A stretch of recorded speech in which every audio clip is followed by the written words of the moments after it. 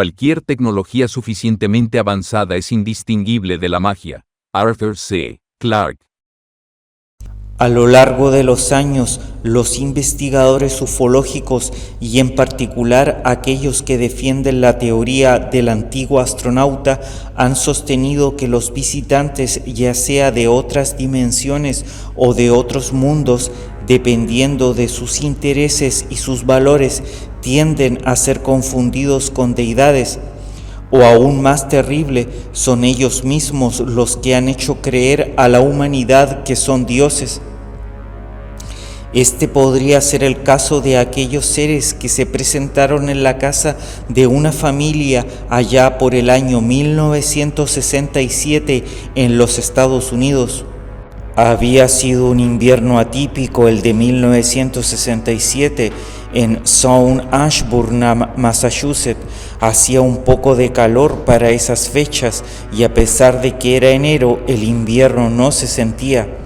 Así fue como el 25 de enero, Betty Anderson, de 29 años, sus 3 hijos, Bonnie, Cindy y Richard, y sus padres se encontraban reunidos en su pequeña casa, la cual estaba ubicada bien alejada de los centros urbanos más importantes. Betty contaría más tarde que todo parecía estar bien. Eran las 6:30 p.m. y ella se encontraba en la cocina preparando la cena.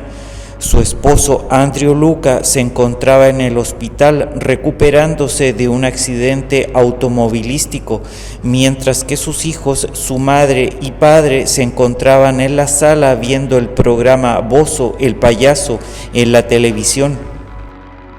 De pronto las luces de toda la casa comenzaron a parpadear como si se tratara de una baja de potencia. Luego una luz naranja rojiza ingresó a través de la ventana de la cocina y comenzó a iluminarlo todo. Entonces se apagaron las luces de la casa. Los niños se asustaron mucho y comenzaron a llamar a su madre. Betty fue a tranquilizarlos. Su padre, mientras tanto, corrió a la cocina para ver a través de la ventana y entender qué estaba pasando. Parecía como si un camión de bomberos estuviera haciendo girar sus luces, alumbrándolo todo. Fue en ese momento que vio a 5 seres extraños que se acercaban a la casa, con un caminar raro, como si dieran pequeños saltos. Según Betty, su padre creyó en ese momento que se trataban de niños disfrazados de astronautas, como si estuvieran en Halloween. Extrañamente, el padre de Betty simplemente comunicó lo que veía y aunque tomó nota mental de lo que estaba pasando, incomprensiblemente no hizo nada. Lo siguiente que recordaron es que todo había pasado, aunque una sensación extraña se había apoderado de ellos. Según lo que mencionó Betty más tarde, a la mañana siguiente todo parecía haber vuelto a la normalidad, excepto que Betty tuvo la extraña sensación de que había sucedido algo fuera de lo normal. Durante las semanas siguientes, Anderson tuvo flashbacks de criaturas humanoides y un entorno de otro mundo, pero no fue hasta 1975, mientras Betty leía una entrevista al Dr. J. Allen Hynek en un periódico local, pidiendo a cualquiera que hubiera tenido o creía haber tenido contacto con entidades no humanas o haber visto algún objeto volador no identificado, se comunicara con los investigadores para contar la experiencia, que Betty se decidió a contar lo vivido de forma pública. Ella sabía que había sucedido algo más que lo que recordaba. Sin embargo, la carta que escribiría a la dirección que aparecía en el periódico fue archivada. Se habría perdido para siempre si no hubiera sido por el investigador Raymond Evelett Fowler. Fowler, nacido el 11 de noviembre de 1933 en Salem, Massachusetts, es un autor e investigador de ovnis estadounidense que se desempeñó como director de investigación científica para MUFON, Mutual UFO Network, y fue autor de una edición anterior del famoso manual de investigadores de campo de MUFON. También se desempeñó como asociado científico del Centro de Estudios OVNIs. También se desempeñó como miembro asociado y finalmente presidente de NICAP, Comité Nacional de Investigación sobre Fenómenos Aéreos de los Estados Unidos. Sin perder tiempo, Fowler se comunicó con Betty, primero por correspondencia y después por vía telefónica, por casi todo ese año y el subsiguiente de 1978. Betty le contó a Fowler que había sufrido una serie de eventos extraños. De vez en cuando ella sentía la incontrolable necesidad de dibujar símbolos y bocetos extraños. También afirmaba escuchar una voz como su propia voz, hablándole desde dentro, pero en un idioma desconocido. Betty también describió fenómenos poltergeist, palabra referida a fenómenos paranormales que engloba cualquier hecho perceptible de naturaleza violenta y diferente a las leyes físicas, producido por una entidad o energía imperceptible, además de pequeñas bolas flotantes de luz. Su madre y sus hijos también parecían compartir algunos de estos extraños eventos. Fowler comentaría años más tarde en su libro El caso Anderson que cuando finalmente pudo reunirse personalmente con Betty, ella se había separado de su primer esposo y casado nuevamente con Robert Bob Luca. Según lo investigado para este documental, Robert Luca no habría sido pariente de su primer esposo, aunque extrañamente compartían su mismo apellido. Además, Robert también compartía experiencias extrañas, similares a las vividas por Betty. Como nota adicional, este pequeño pero sustancial evento en la vida de Betty no está bien documentado. Incluso en algunos medios en inglés no se menciona al esposo en el incidente, pero sigue siendo extraño que en el libro El caso Anderson se hable de los hijos y de su marido y después se diga que ella se casó en 1978. Así fue como la pareja se habría mudado a Connecticut, en la región noroeste de los Estados Unidos. Casi tan pronto como esto ocurrió, la actividad paranormal se mudó con ellos. Según lo que la misma Betty cuenta, varias veces el timbre sonó descontroladamente, pero cuando iban a atender la puerta no había nadie. Más tarde sus hijas y unas amigas que se habían quedado en su casa vieron una luz sobre un estante parpadeando, lo que aterró a las niñas. Los extraños eventos continuaron durante meses. En 1980, y tras escuchar todos estos relatos y muchos más, como el vuelo continuo de helicópteros negros sobre la propiedad de Betty, Fowler se convence que hay algo verídico en el caso. Entonces contacta con Richard Nix, investigador del Centro de Estudios OVNIs CUFUS, por sus siglas, quien le recomienda buscar un hipnotizador calificado. Así conoce a Fred Mack, licenciado en ese momento en Psicología del Comportamiento, quien hasta ese momento no tenía antecedentes o experiencias con personas que afirmaban tener contacto con el fenómeno ufológico. Sin embargo, estuvo dispuesto a trabajar con Fowler como consultor pagado. Inicialmente, Fred Mack planeó realizar algunas pruebas de rutina para asegurarse de que todos fueran buenos sujetos de estudio. Dado que los incidentes eran de un origen traumático para los involucrados, los investigadores acordaron realizar las sesiones de hipnosis dentro de la propia casa de Betty. Después de algunas sesiones, Betty todavía estaba un poco aprensiva. Se habían descubierto recuerdos anteriores intrigantes. Fred quería un sujeto dispuesto, más susceptible a la hipnosis. Así que se decidió que Bob sería el candidato idóneo para las primeras sesiones de hipnosis. Fred pudo progresar fácilmente hacia estados de relajación cada vez más profundos, haciendo retroceder a Bob al tiempo cuando conoció a Betty en Florida. En el otoño de 1977 estaba de gira por el país con su amigo Eddie. Había viajado a Texas a través de California y luego a Oregón. Al principio no tenía ninguna inclinación a visitar Florida, pero comenzó a recibir un fuerte impulso para ir allí. A su llegada, Bob y Eddie buscaron a la hermana de la esposa de Eddie, Catherine, que los invitó a quedarse un rato. Cuando el fenómeno ovni surgió durante una conversación, Bob les contó sobre sus experiencias pasadas. Entonces la trama tomó algunas muy curiosas dimensiones. Catherine trabajaba como cocinera en el Clock, un restaurante local. Ella recientemente se había hecho amiga de una camarera llamada Betty, la cual le había compartido una fantástica experiencia personal relacionada con el fenómeno ovni. La nueva amiga de Catherine, por supuesto, era Betty Anderson.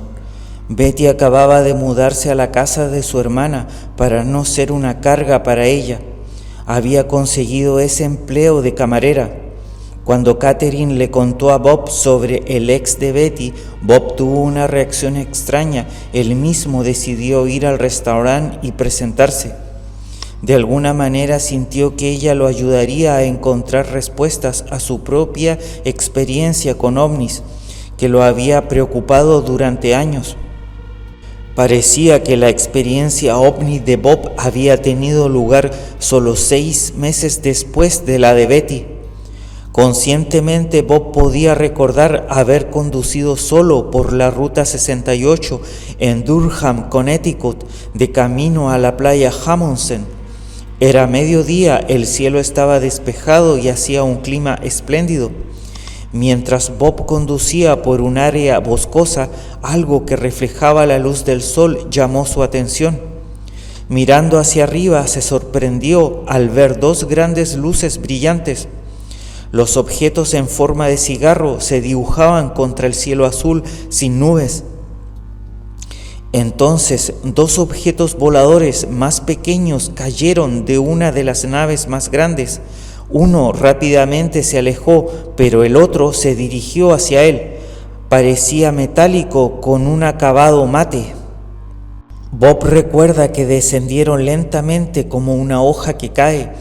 El recuerdo entonces se desvanece y reaparece cuando las embarcaciones en forma de disco desaparecieron detrás de los árboles a unos 1000 pies delante de él.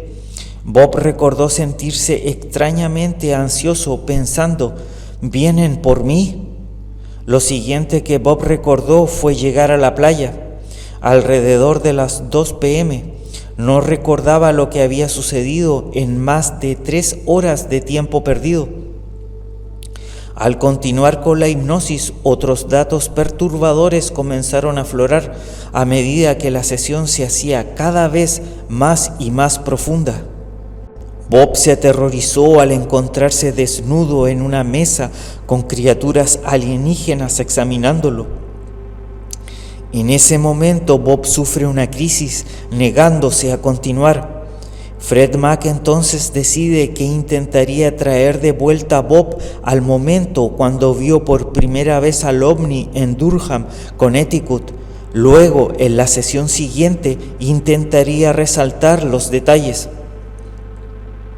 A continuación, la transcripción de la grabación de la sesión que siguió.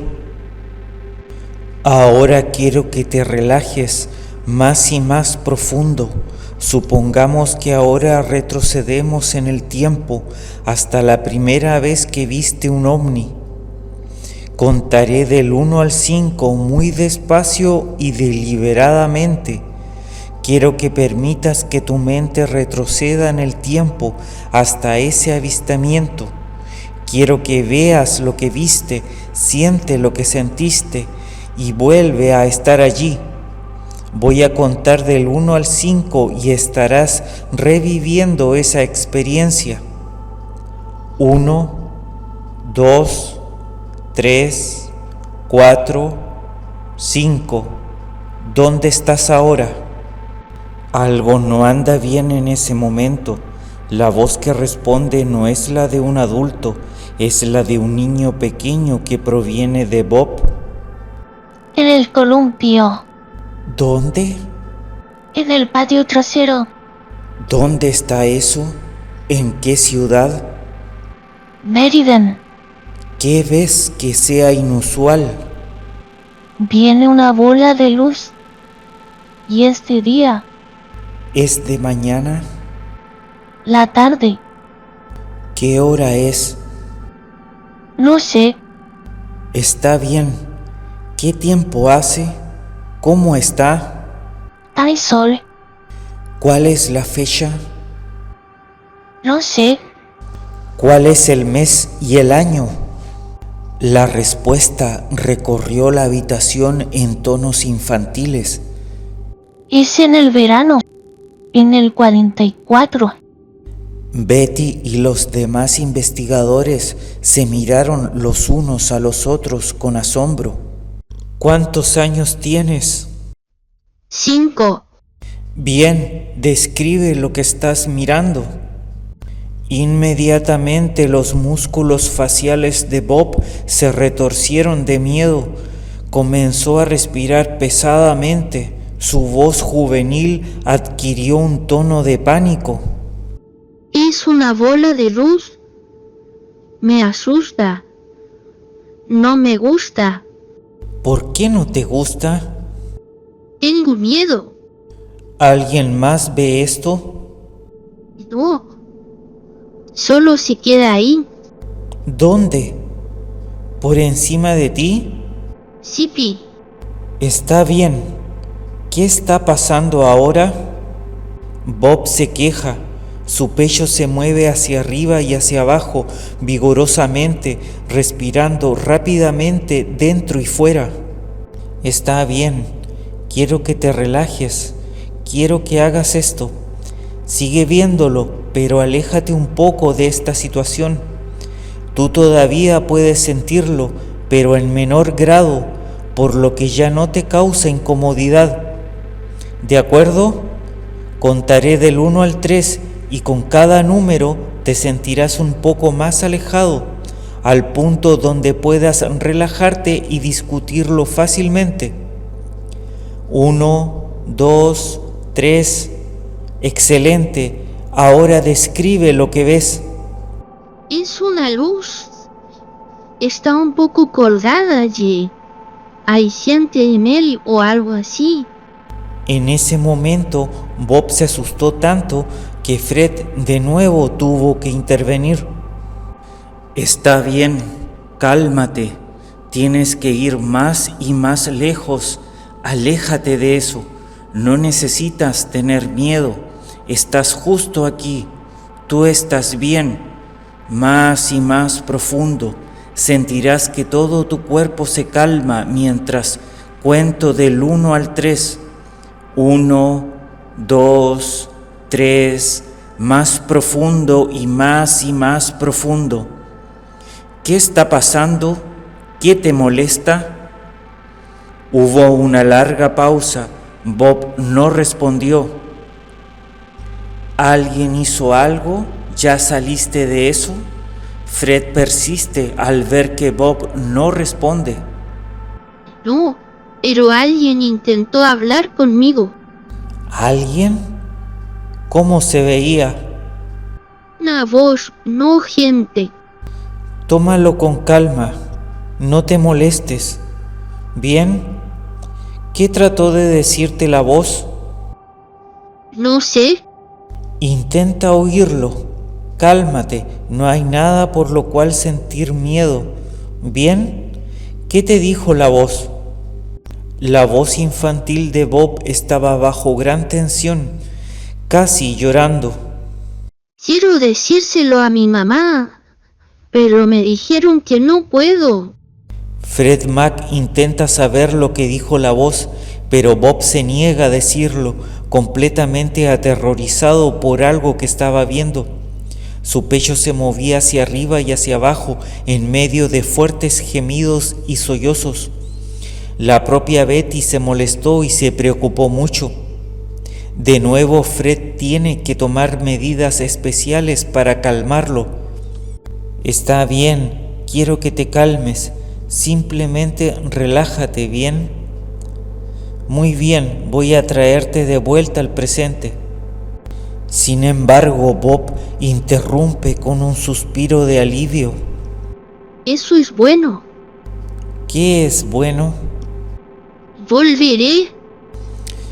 Está bien, te traeré de vuelta, pero cuando pienses en lo que acaba de suceder, tendrás la posibilidad de verlo como si de una película se tratara. Podrás pensar en ello con mucha calma y muy racionalmente. En unos momentos, cuando despiertes, podrás discutirlo conmigo. Tendrás una imagen clara de lo que viste, pero no te asustarás. Después de todo, tú lo viviste y sabes que lo superaste. Mientras Fred decía estas palabras, suave y confiadamente, Bob respiró y comenzó a relajarse. Todo su cuerpo se relajaba cada vez más. Y Fred continuó: de hecho, esta noche, cuando te vayas a la cama, te vas a sentir muy cansado. Lo siguiente que sabrás es que será de mañana y te despertarás completamente renovado. Ahora voy a despertarte. Te despertarás sintiéndote muy tranquilo y relajado. 5, 4, 3, mueve los músculos. 2, abre tus ojos. 1, completamente despierto, sintiéndome bien. Los ojos de Bob parpadearon mirando increíblemente al espacio. Fred dejó la grabadora funcionando. Fred Mac preguntó a los familiares allí presentes si sabían de esto o si alguien había experimentado algo similar. Solo Betty recordaba que siendo muy joven había visto una luz en su patio trasero. Fred Mac advierte entonces que pese a su tiempo como hipnoterapeuta, nunca había visto a alguien en ese estado, por lo cual advierte que no es prudente dejarlo sometido a ese estrés por mucho tiempo.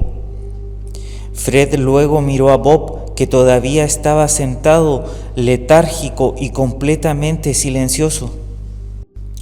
Durante el resto de la noche, Fred habló sobre el episodio con Bob con cierto detalle, sin recurrir más a la hipnosis.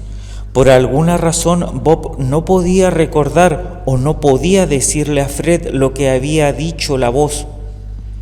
Decidieron dedicar algunas sesiones más, si fuera necesario, solo para descubrir lo que había dicho la voz. Además, era evidente que Fred había traído a Bob solo hasta el comienzo mismo de la experiencia que había aterrorizado a Bob cuando era un niño. En 1944, cuando supuestamente ocurrió el incidente, Bob y su madre vivían con su abuela en la casa de esta última en la calle Sound Broad en Meriden. El padre de Bob estaba peleando la Segunda Guerra Mundial en Europa. Su madre tenía 2 empleos durante el día mientras su abuela se preocupaba por él. Fred interrogó a Bob con mucho cuidado sobre los detalles del avistamiento. Las sugerencias post-hipnóticas ayudaron a Bob a recordar el patio trasero con vívidos detalles y ayudarlo a responder preguntas sin más miedos.